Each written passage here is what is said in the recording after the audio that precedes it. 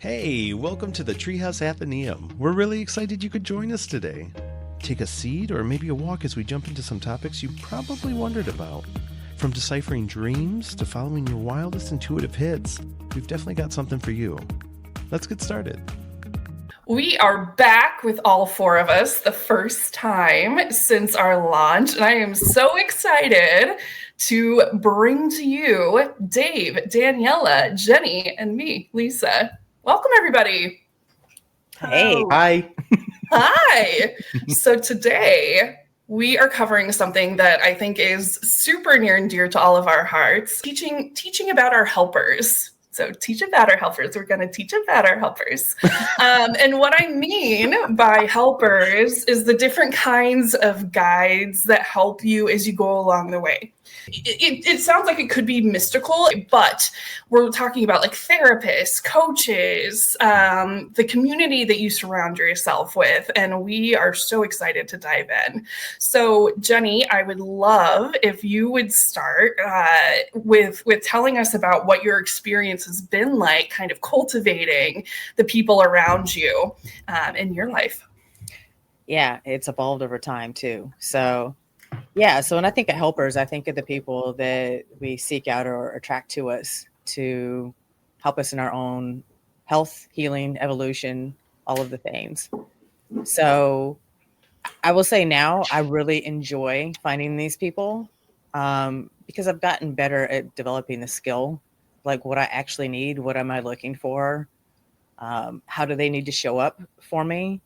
But I want to go back in time before I develop that skill where, it's almost like looking in the yellow pages, flip to the page of therapists, and you just find somebody and be like, oh, I kind of like that name, or, oh, they're on the road that I drive to when I go to the gym, right? Like it wasn't like a real sophisticated process.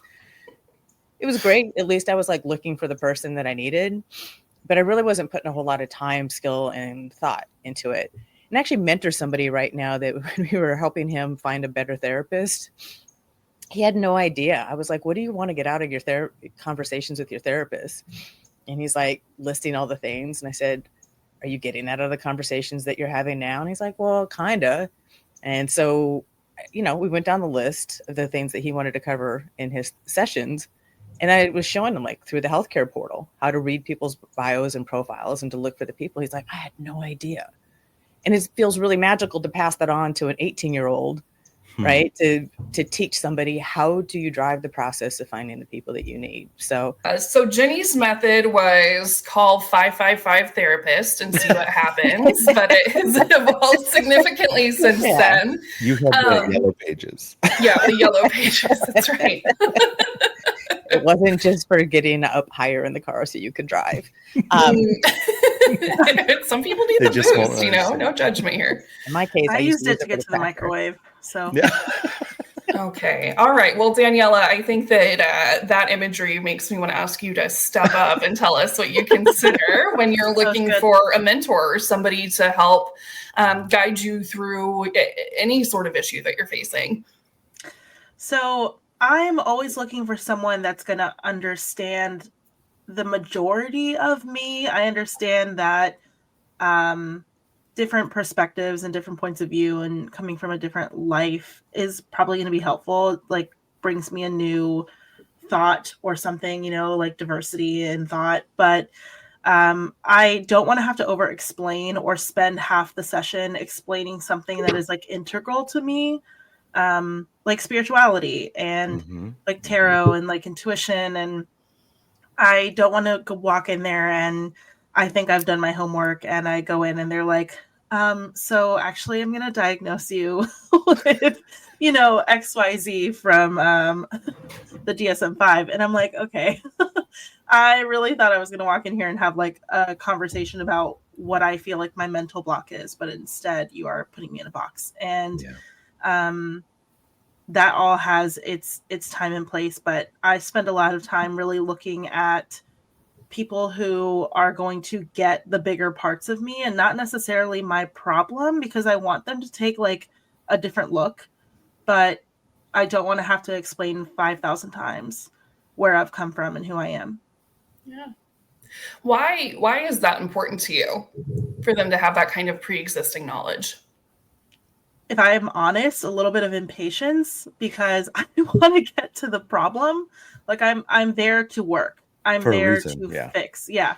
So while you can get me talking for 5 hours about my past and my life and who I am and all of that, it's not that, we all like to talk about that for the most part, but I want to get to the core reason that I'm there. So I just want to know that you have like a foundational knowledge and stuff that I don't have to explain or teach. Yeah. Can I add on to that? Please. I too align with how Daniela goes about that. And another layer to that for me is to remove bias as best as I can from the people that I'm seeking out to support me. So, like, even my most recent therapist, my current therapist, went through a very similar process with him of if you cannot help yourself but diagnose me and throw me in the DSM-5, then you're not the right therapist for me. And I actually didn't say that to him. I was already vetting people according to that, but I interviewed 3 therapists before I landed on him. And I even sort of felt him out about how he felt about mysticism or intuition. And because I am a highly intuitive person, I'm not denying that side of myself, but I also didn't want to walk into a session and have somebody like throw a label on me and be like, okay, well, here's some medications because you're delusional versus, walking me through the process, right? Am I actually delusional? Like, I'm not coming in with my own bias and saying I could never be, but I know what my life experience was and it's not delusion. So I wanted to make sure that I had somebody that could support me in that. And I even think about the massage therapist that I've had over the years and going through that healing journey. Like, I was really sick once upon a time. And I remember the first massage therapist that I saw right as I was like working through that process. Oh my gosh, this was such a crazy experience. I go in and she kind of like pulled back. And when I'd shared with her what I was going through, and I felt that in the process. And so after that experience, I pulled one of the people aside at the spa that I go to. And I said, hey, I really need somebody who's really good with dealing with chronic illness, unknown stuff, and can really hold an energetic space for me. Like, I have no idea what's going on with me. And I appreciate where that person's coming from, but they should not be working on people who are going through things like I'm going through. And then I've wove my way through like the therapist that I have now. Oh my gosh, she's amazing. She's so amazing. She asks me questions. Like, she's there to do massage, and we do like a little prep session now. And she's like checking in on how I'm doing energetically and how my headspace is and how my life is. And then she's like, all right, are you ready?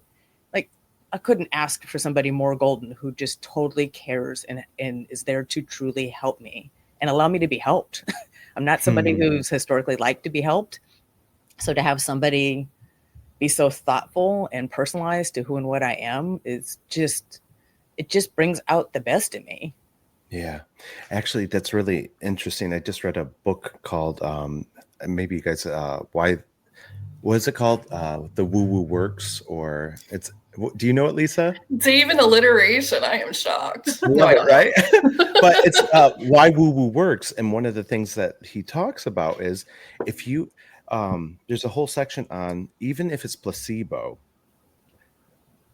people who go to practitioners that they feel understood by or connect with have a higher success rate of healing than those who don't, whether they're actually being treated properly or not, because it's the connection. And that sounds silly, but like energetically, again, I think there's just, when we connect with someone and we feel seen, we feel heard, we feel understood, especially when we're talking about therapy, or people who are helping us through, these phases, not just a physical doctor, it transforms the entire experience. If you connect with someone, it's another level. It's just, it brings in a lot of different dimensions where you can, I don't know, it opens up a whole different world. Like you said, the massage therapist, my massage therapist does the same thing. He's very, like, he does this, how you been? What are you doing? And he takes like a read almost, you know what I mean? He tries to get a feel of where I'm at, what I'm doing. And it just, it makes the experience different, like, cause he connects with me, you know what I mean? So I've never had an experience with a massage therapist like him. I'm sorry, that was a tangent. I went off, but That's a good yeah. tangent. It's just, again, it's that connection. You know what I mean? It's like he's getting in tune with my body, and so it's a different level of relaxation. It's a different level of, I don't know, release. I don't know. I'm going off on a tangent, but Tangents are good. Yeah. Tangents are good. I can't tell you how many times I'm in session with someone and they will just go on this long ass ramble and then apologize for it. And I'm like, yeah, but look at all these nuggets that were in here. Yeah. Like when you think that you're letting go of your brain a little bit, that's It's when the all the good release. stuff is exhuming. You get to a different level, you know? Yep. Danielle, I saw you exhuming something over there. What came up for you? So I was just going to add to what Dave was saying. Not only is it the connection, but it's also what it does for your mental health. Yeah. Because I think some of these things are woo-woo. Maybe you don't have a literal explanation or a tangible explanation for some of this stuff. And the thing that comes to mind is always the Hanged Man in tarot, like your example of that, especially in that polo. Oh my gosh. Podcast. We use polo a lot. Yeah, Marco Polo. If you don't know it, it's wonderful. Get it? Oh my gosh. Anyway, podcast. It's hard to tell someone who is so rooted or maybe grounded in the practical or the scientific or whatever to just let go and believe that what's coming is going to be to your greatest and highest good. Yeah. But until you really believe that, like, put aside whether or not the woo-woo exists. Just put that in a box and put it away for just a second. Believing that is already doing so much for your mental health that, like, mental health experts already want you to get into that headspace anyway. And maybe they're not saying openness. Believe in this other thing. They're just saying, hey, like, learn some coping mechanisms, learn how to clear your head, learn how to, release some energy. And you kind of just learn that through the Hangman lesson. And so, woo-woo works in that way too. It's clearing your mental space, and spiritually clear can also sometimes mean mentally clear. Yeah. Yeah. Woo-woo. They're connected. I mean, it's just it's all synonymous for the same thing, right? Like placebo effect came up earlier. So if you don't believe in any sort of like mysticism, then you're more likely to call it placebo effect. If it's something that you feel like you're channeling your energy into and you are a little bit more spiritual, you're going to call it manifestation. If you are like deeply religious, like traditionally religious, that could be like praying. So it's all the same concept. Yeah. It just is a different name for every single thing. And I'll even see that like in corporate settings too. Right? Like there's someone that I admire very much who talks a lot about the concept of serendipity.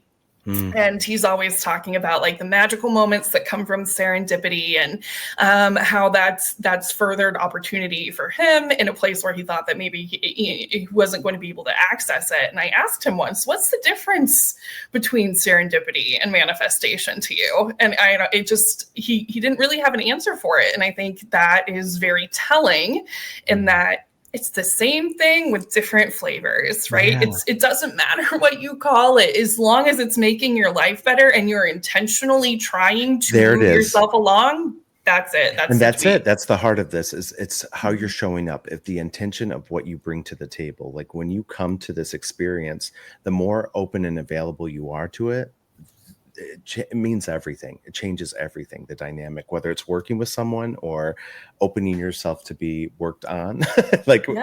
Yeah. Interesting. Well, this is kind of another reason that we've talked about the verbiage before and the difference in language and how that can attract or detract people.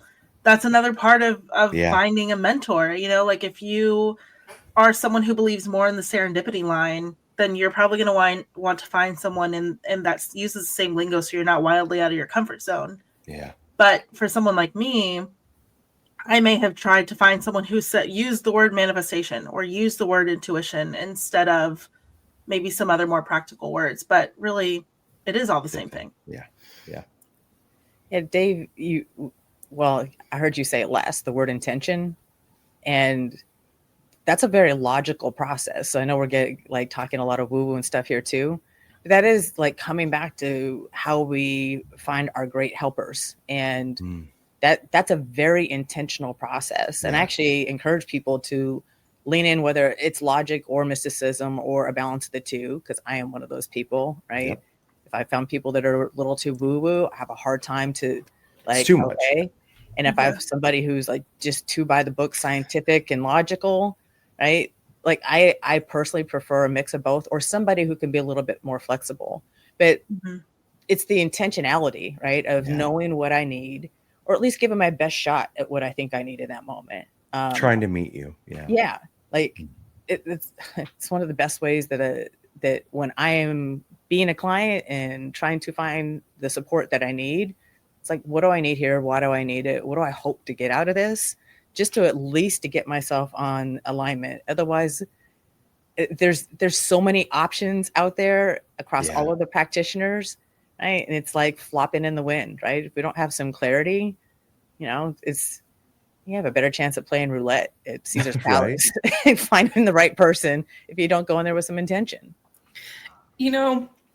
Dave, since you're the most woo-woo out of the four of us, even though we all got a touch of the woo, I'm curious to know how you would break down the words intention and alignment for someone that might not use that in their day-to-day lexicon.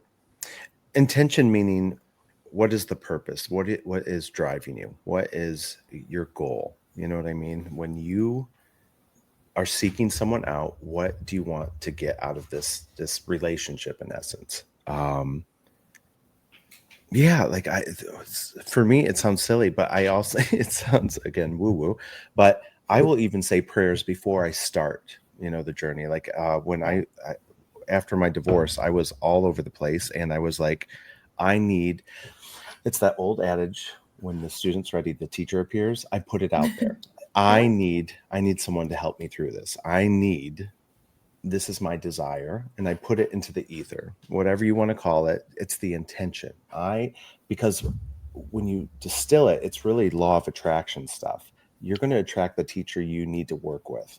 And I believe that. I believed, and sure enough, I found someone out of nowhere. The guy I worked with, he was a counselor. He was an educator, but he was doing counseling on the side. And he just came up randomly, and a friend, like we were out and about at dinner, and they're like, "Oh, my friend does this."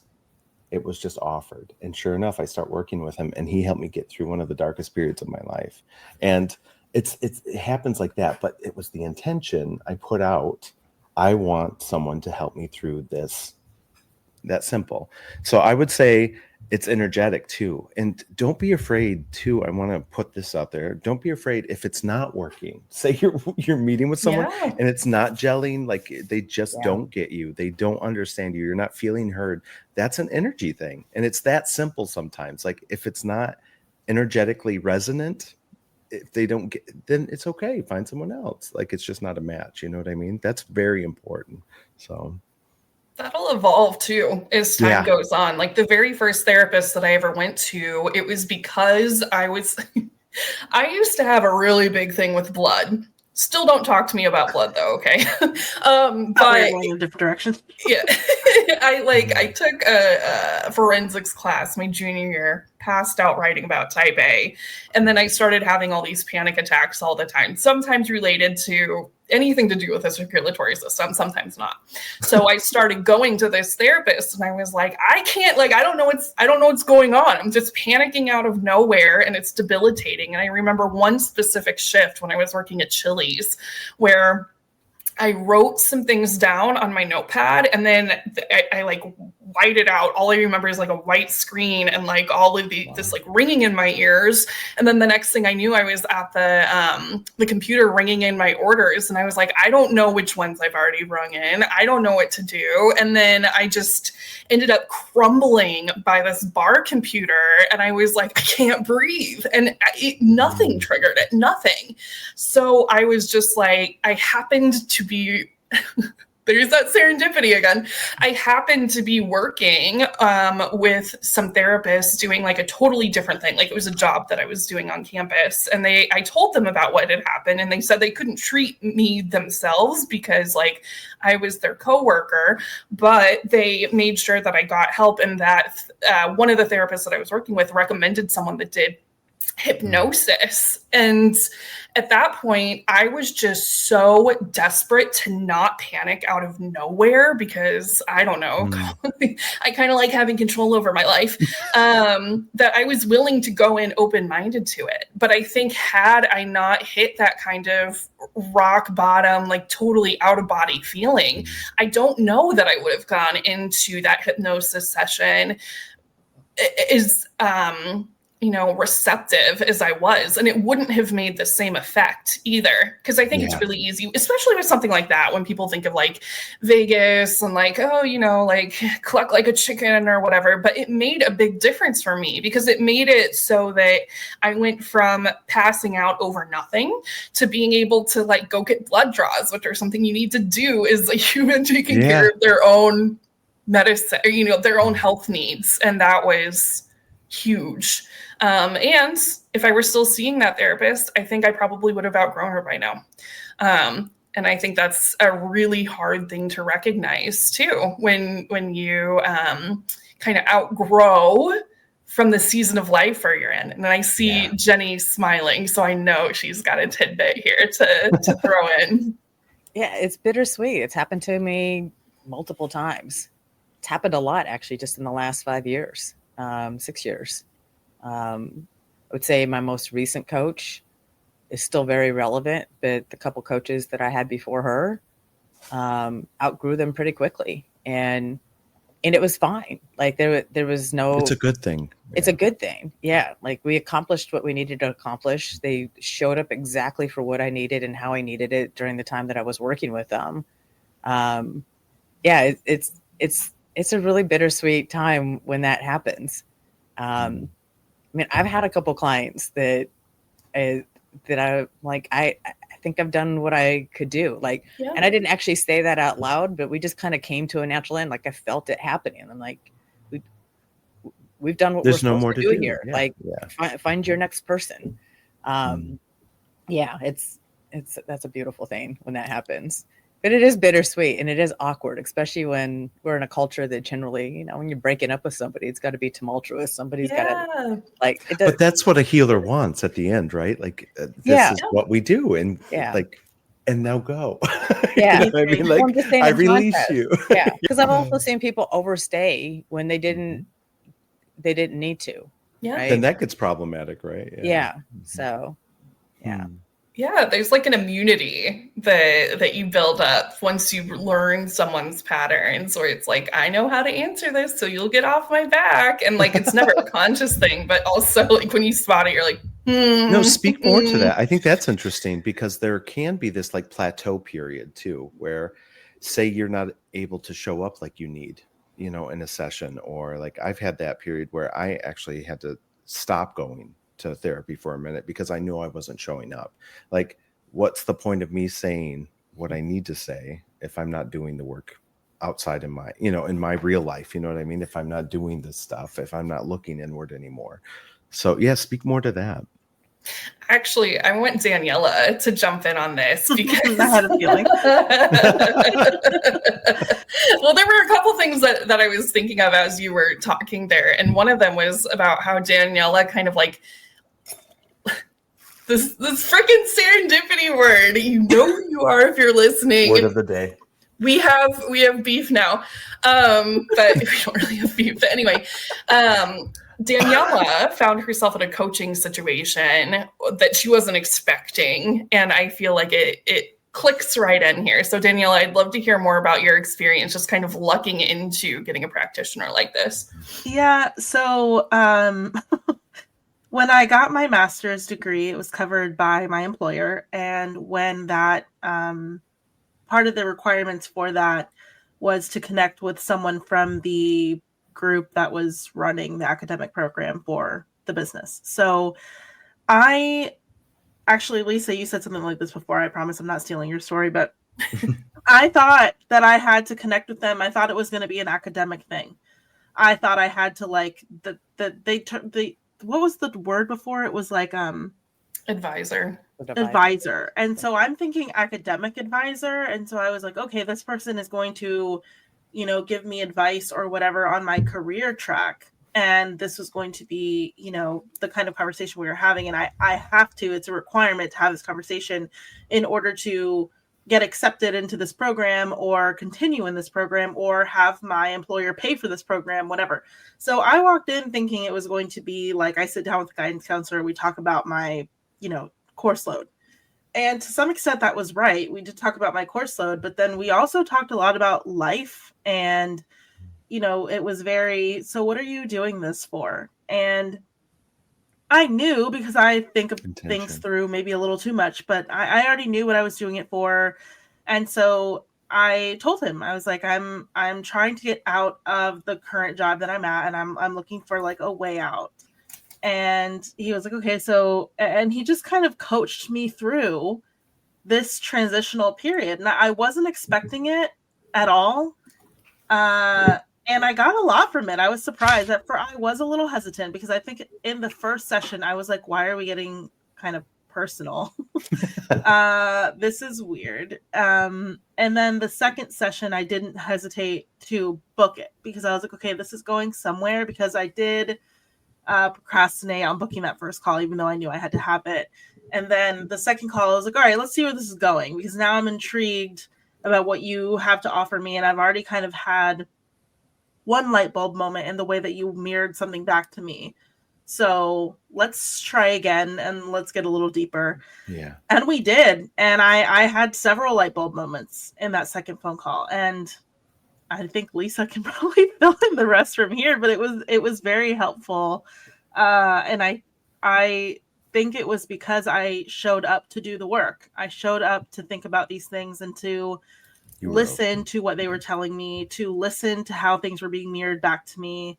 I was willing to at least think about, if not fully process, what he was telling me, because he was kind of like, I hear that you're saying you want a 4.0, and if you don't get a 4.0, you might as well not have done the program. But I mean, I'd just like to offer that there were several great reasons you could have done the program if you got a 3.8. And I was like, I mean, yes, technically I know that, but my goal is to get a 4.0, so I'm going to get a 4.0. And he was like, okay, but this might not happen. That was in the first phone call, and I was like, you don't know me. So yeah, it just, I don't know, it offered a different perspective. I was able to be a little easier on myself and forgiving on myself based on that second conversation where he was like, do you see that you're putting a lot of high expectations on yourself? And I was like, yes, I do. This is just my life. And he was like, this is a choice. It doesn't have to be this way. And I was like, yes. Huh. So what made you try that second session? Because it sounds like the first one kind of activated your shell a little bit, where you're like, stop doing that. Don't look at me. Like, close your mouth when you're talking to me. Yeah. Well, because I went in not expecting, and this kind of goes with what we were talking about. I wasn't expecting the help. I was not going to get help on my life. I was going to fulfill a requirement for this academic thing. And so I thought I was walking into a very academic conversation, and that's really not what it was at all. And so at first I was like, I don't need your help. I don't even know who you are. What are your prerequisites that enable you to help me? I don't even know why you're here. And who you are, and do you have a license there? Or, are you a license there? But all these questions ran through my head of who the F are you? And then he asked me, or he mirrored, it was the mirroring. He mirrored a couple things back to me, and I was like, oh, that was actually really insightful. And then it was the end of our call, and he was like, you can use this link to rebook. And I was like, oh shit, he got me. All right. And the hug. Yeah.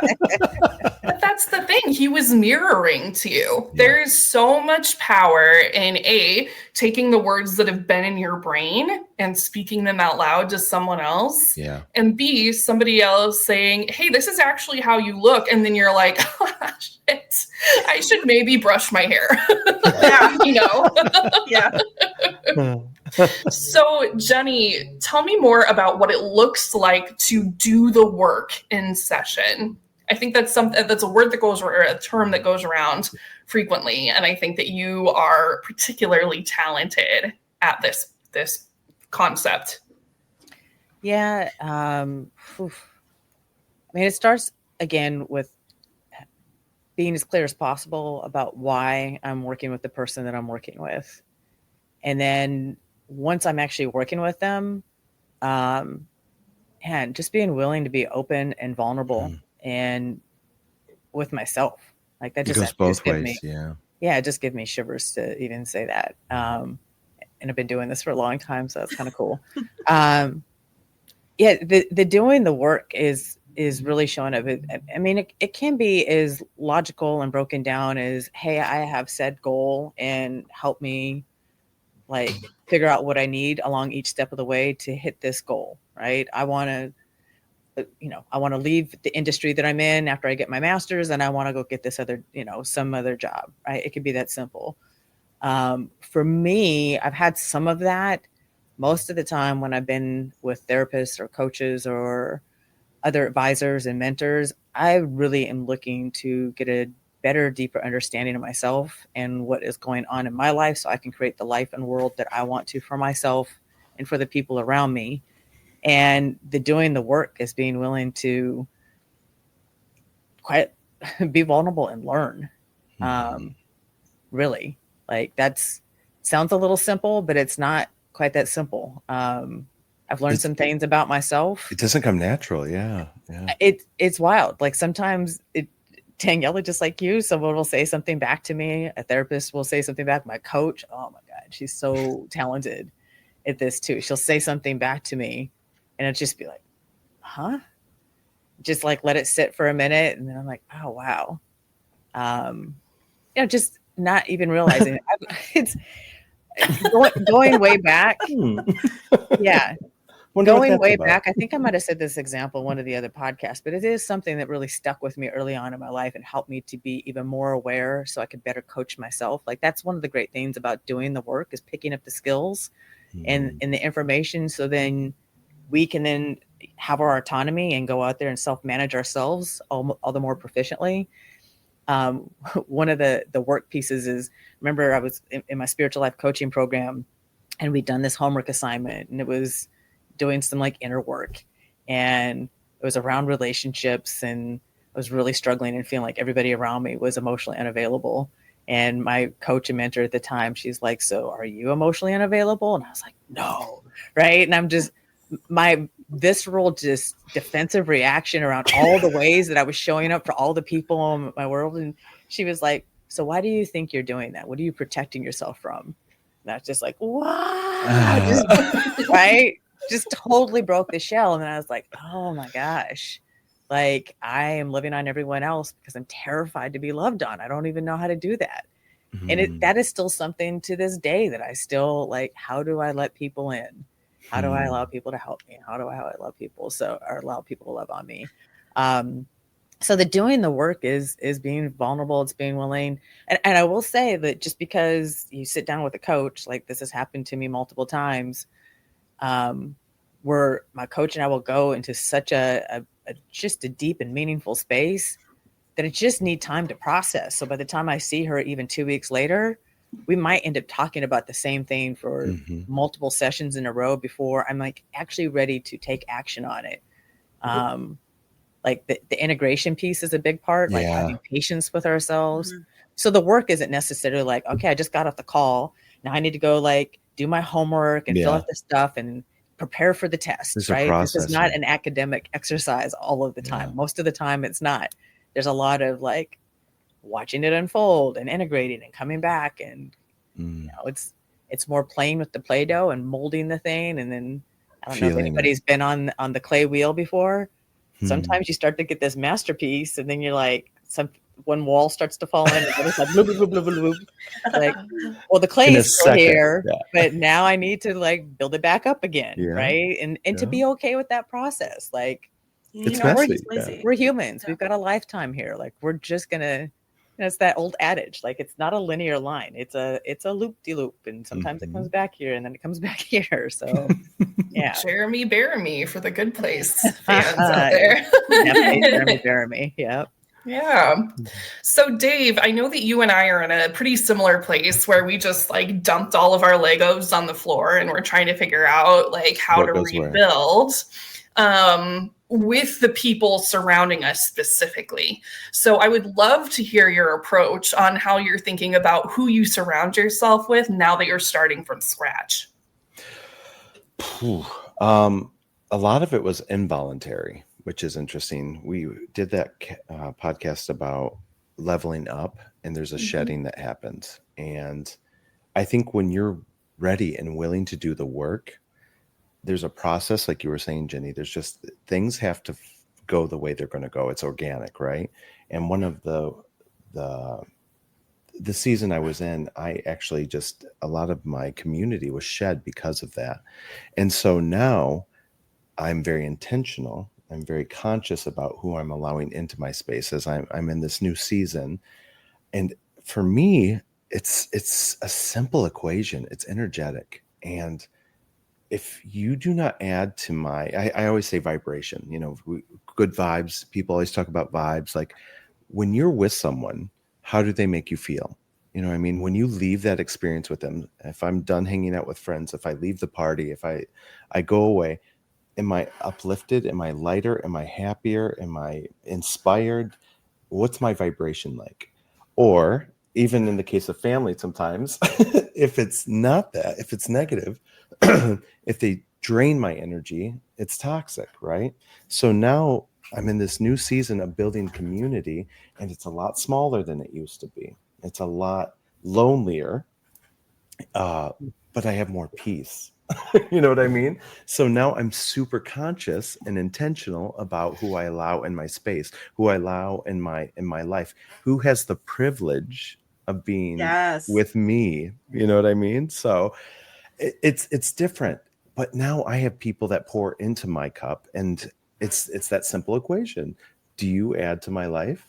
Is the relationship mutual? Are we building each other up? Do we have common goals? And when I say goals, like that's worldview, and it affects so many things. But like the people I have in my life now, just they put me on fire. They light me up. You know what I mean? Like they make me want more. They make me enjoy. And like I think of it like a buffet, a delicious buffet, like the beauty of it. Life is magical. And if you don't see it that way, it just doesn't resonate anymore,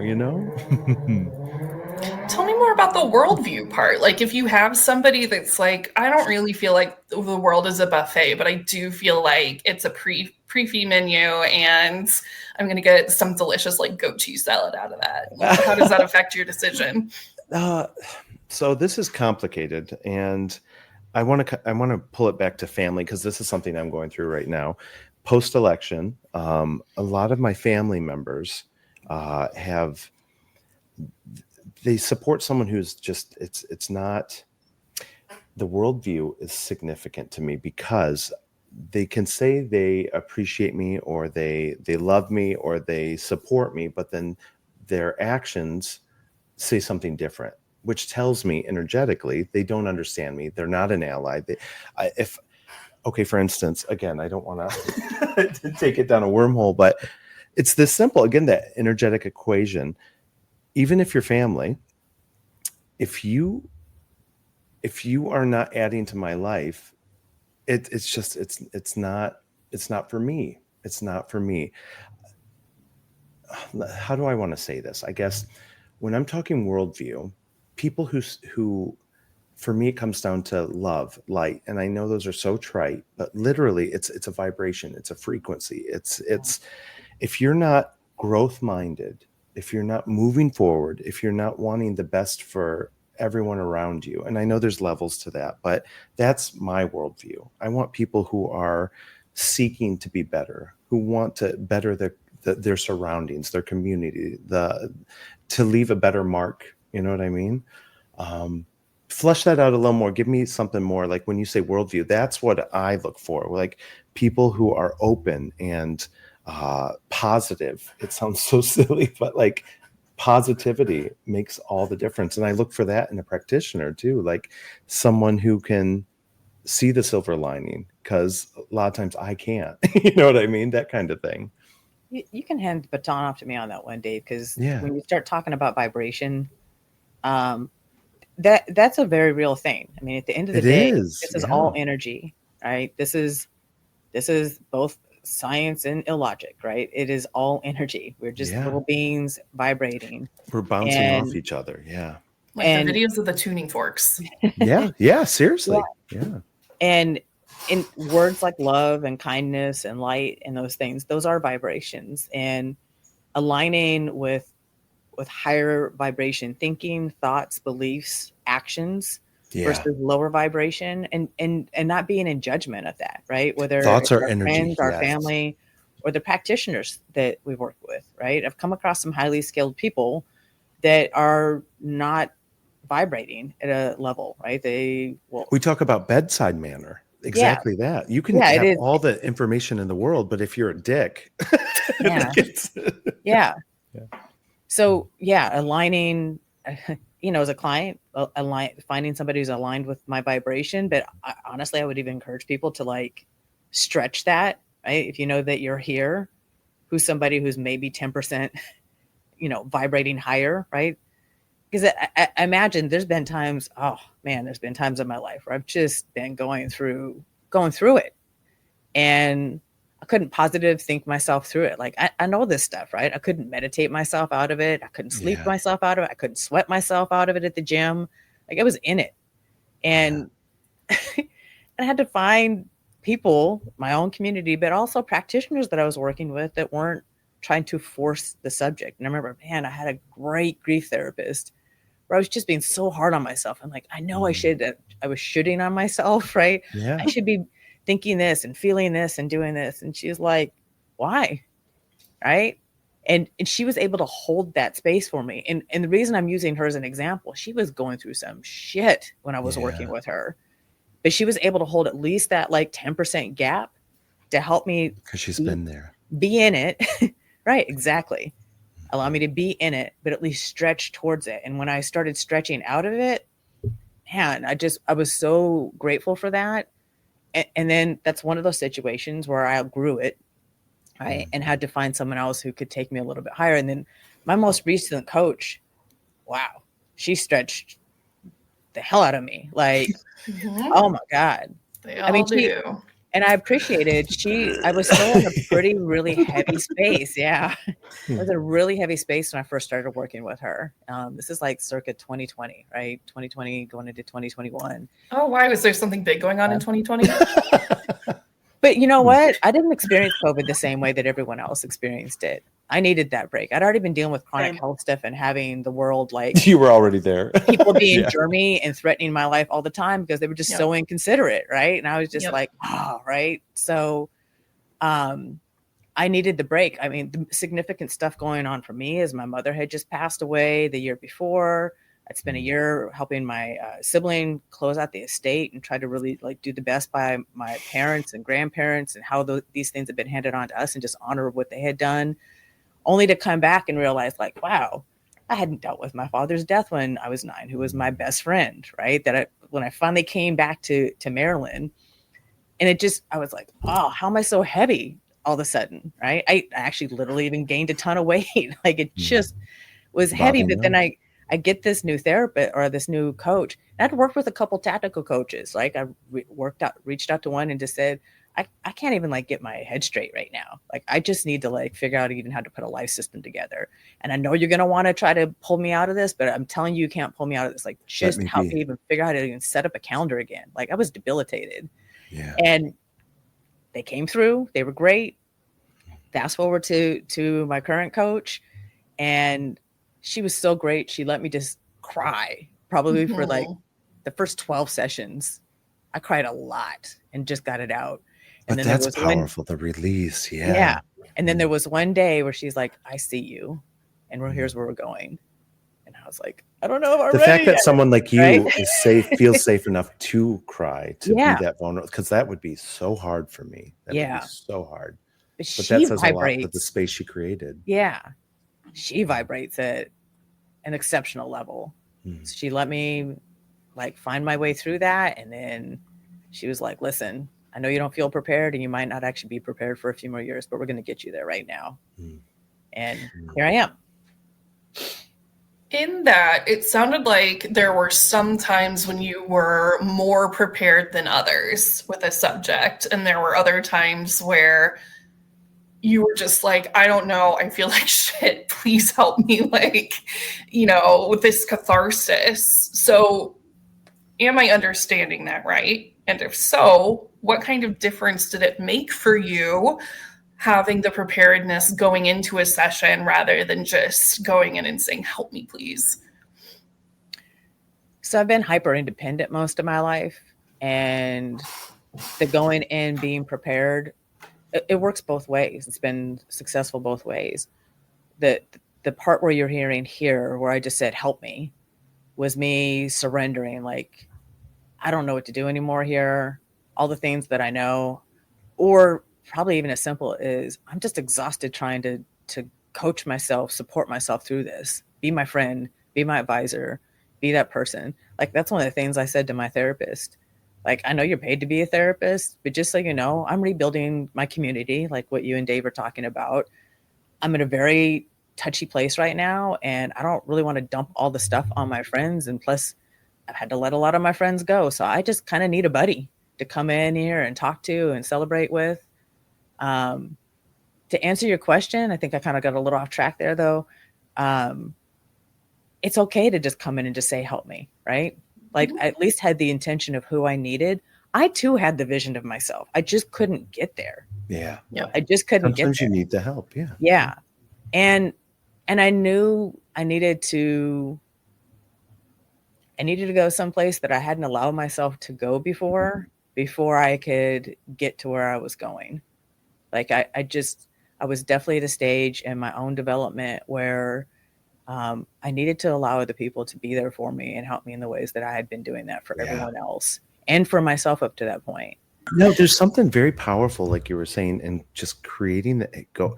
When we seek someone out to help us through these dark times, these intense periods, there is something so powerful about creating a space where you can be vulnerable. It takes you out of the norm. It puts you in a different, it gives you a different lens, but it also puts you in a different, literally, space.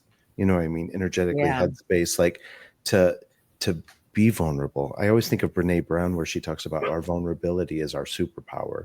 And it's really that vulnerability that allows us to connect when we are open-hearted, when we open to allow someone else to be in that space with us. It allows us to access so many different parts of ourselves that are not available sometimes on our own. You know what I mean?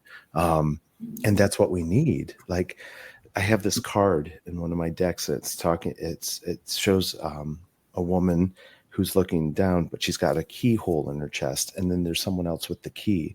And sometimes we can only access parts of ourselves through the lens of another. Like, this is, we're all connected. We're all here for each other. And that's the cosmic gag, right? Like, no man's an island, seriously. Yeah.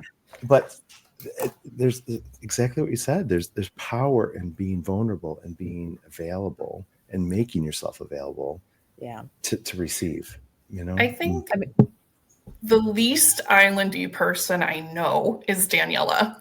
And the reason that I say that is because she has built this community around herself where she's really taken care of and grown up with the people that she surrounds herself with, in addition to all of the shadow work and intuition work that you do, Daniela. So could you speak to a little bit about your approach to maintaining that and how that's worked out for you, and that those folks being your helper people? I think they would deny this, but I feel very lucky. And it's not really luck, right? It is a lot of work to keep up with. Yeah. To keep up with people, keep that, connection alive.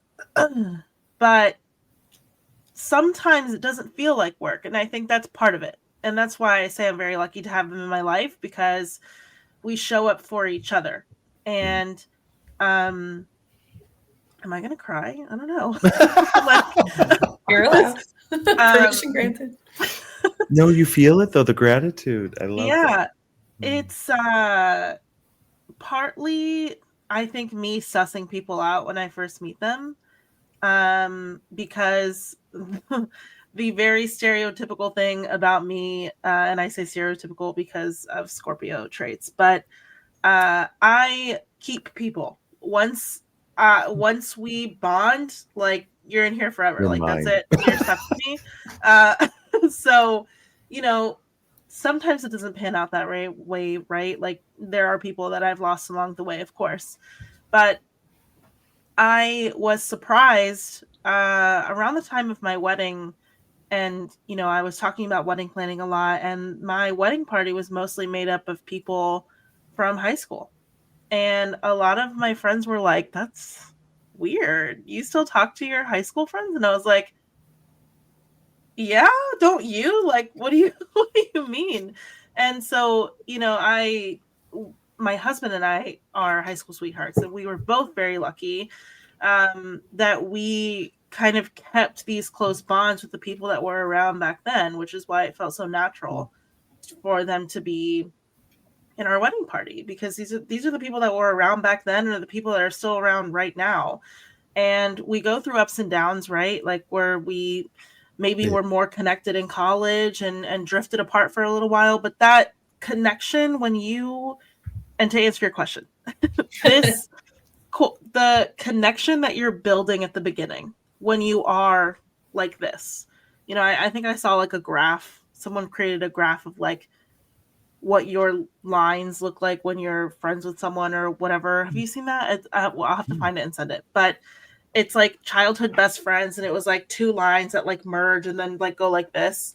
I feel like ours are like this, if that makes sense. Yeah. But I think it's because of that connection that you fostered in the beginning. Yeah. And when you are being vulnerable and authentic, and you're listening and you're really getting to know that person, the foundation of that relationship really is, I like you as a person. Like, and I want you around because you do something for me, and hopefully I'm doing something for you too. And so when it's mutual, that foundation can take you through almost anything, right? And maybe part of it is me resisting them going away, right? Because like I said, I'm like, you're mine once we get in there. But I don't know, when you can go through life and really be supportive and know that you're going to get the support in return, I don't know, there's something about that that's magical and that just doesn't go away. Yeah. So I'm very fortunate to have those people in my life, but also we have cultivated that together. Well, you said something really profound where you said it's not work, right? Like we each pull our weight in maintaining and pouring into this relationship. Like, that's my loose translation of that. I know my relationships now, right? In this transformative period of my life and where I landed now, the people who have moved forward and the new people who are in my life now, even when it's work, it doesn't feel like work. Like, it feels like creation versus work now. Mm-hmm. Like, oh, we're creating something here versus like, screening the phone calls in the old version of my life, which I'm sure they were probably doing that with me too. Right. Mm-hmm. It just wasn't synergistic in the way that this new thing is. So that's what I'm hearing with you, is there's a synergy and an appreciation and a pouring into each other and receiving that from each other. Mm-hmm. And like you were saying, there's seasons too. Like it's not always going to be 100% equal. You know what I mean? Right. There's seasons, like, you've got to allow for that. But a good friendship, one of my favorite sayings is like, a good friend, a good connection, a soul connection, you can pick up right where you left off. It can be years, but you pick up right where you left off. And it's that pouring into, you know what I mean? Yeah. They're adding to your life. I love that. Mm. Well, and, especially with my high school group, around the wedding, I didn't know if they were just which is rare for the record. That is, that is rare. And we've gone, our group has gone through, but at the start of this podcast, I saw all the text messages come through in that group chat of happy Thanksgiving, happy, and we haven't all been together or talked or had a group conversation probably since the wedding, but we all loosely know what's going on in each other's lives. And if any one of them ended up on my doorstep, it was no question, come in, what do you need? Right. And I can't say that for all of the friends that I've made in my life, but like the people that I think really see me and I feel that I really see them, it's my door is always open. And they're not the only friend group, right? And that's kind of what Lisa was saying, is I've cultivated this community, and there are other friend groups that I have that are the same. It's like, I don't remember, Jenny, if we were talking in another podcast or if it was just a conversation, but you were saying that I'm the kind of person that I'm going to get into like the uncomfortable thing of you just fell off a horse. Tell me why that was your childhood trauma, why you don't trust anyone anymore. That's me too. So I think like, instead of like, oh man, that must have been a gnarly ER visit, I'm like, who let you down? And you have a problem with them still? Like that's also me. And so I think that's part of it, is that because I exposed myself so early on in that way of like getting right into the meat of it, I don't know, that vulnerability piece of showing who you are, and then that kind of weeds out people who wouldn't want to stick around for that, because you don't want to invest. This is me 24/7. Yeah. Daniela, that is one of your superpowers as a one, is all of that diligent work that you do up front to make sure that like you are locking in all of the things that are in line with your values up front. Like, your community is proof of that. It's proof of how wonderful that is. And I know that you're like slightly allergic to your two-wing, but like you're talking about letting them in and helping them in the ways in which you've decided like this is something that would be really beneficial to everybody, and being discerning with those boundaries. That's like an incredible superpower of yours as a one. So never lose sight of that. Thanks. Yeah. Okay. So Jenny, what patterns were you hearing through all of our stories today when choosing a helper? Well, I don't know that the word was actually said, but there's a level of authenticity of how we align with the people who we are seeking and how they align with us. I would even throw the word that there's like an integrity there, and I see you and I'm going to allow you to see me, right? Between the helper person and us. And the need to really be at a comparable level with the people that we're working with, and an appreciation of those skills, and a willingness to like move on if it's not working, and to go deeper when it is. Yeah. Okay. Thank you. Thank you for that reflection. And Dave, my self-described cerebral friend, what tactical pieces can you put in one place for anybody that's starting on this kind of like journey to look for who will be alongside them? When you say tactical, like logistics, like what to actually do? Yep. Don't be afraid to do your research. I know sometimes when we're in these states that's the last thing you want to do. Sometimes you just need to talk. Sometimes you just need someone to, again, that woo-woo life piece, the intention, the teacher will appear. I'm very go with the wind because I know life will bring me what I need. But there's also something to be said of it's okay to vet people and to look up what are your qualifications. One of the things that made me stay with the person I was working with for a good 2-3 years is he was real. And I mean, when Jenny, you said they're willing to be vulnerable. I forgot the phrase you said, but the integrity, and this piece that goes into that, where he was telling me how he, after being married for years, got into meth with the wrong relationship, and long story short, like his recovery process. And I'm like, oh, this dude's been there. Like he understands, like he knows, he's been through it. So for me, finding someone who has been through it, who's done the work, who's come out the other side, and that goes in line with the energetic, but also I think it's more than just a plaque on the wall. Like, this guy's lived it. And I think that supersedes for me a lot of like, you can't take me where you haven't been. Does that make sense? Like, I need someone who has been there. So logistically, I would say, yeah, look at their qualifications, but again, follow your gut, follow that energy. Like, at the end of the day, if the resonance isn't there, I think that should be your determiner. You know what I mean? I do. Daniela, same vein. What would you suggest to somebody that's like, okay, well, I get it. I need to do my research, but what does that mean?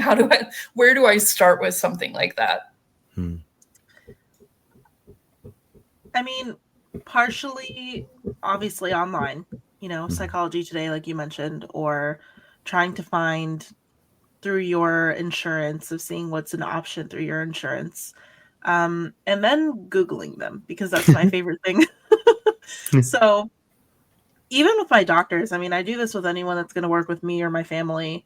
I will take the options out of, and because they're rated on depends on who your insurance is, I guess, but I can see their ratings through my insurance, like Find a Doctor tool.